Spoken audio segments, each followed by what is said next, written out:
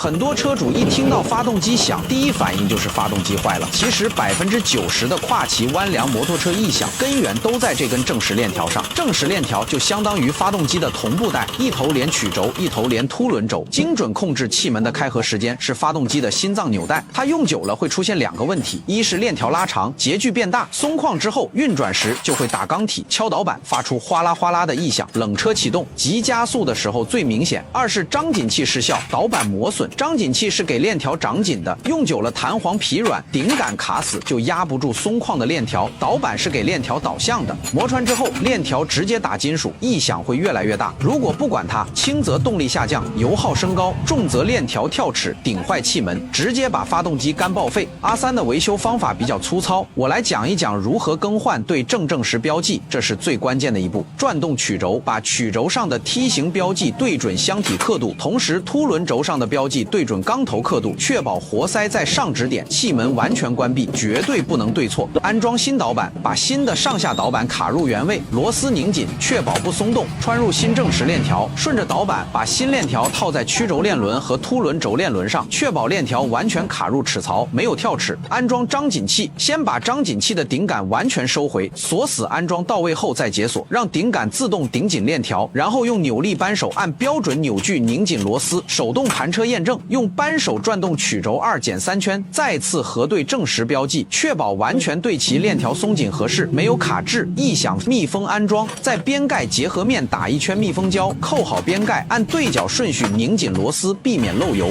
一个链条才几十块，自己动手就能搞定，比去修理店大修省大几百。如果有不对的地方，请大家指出。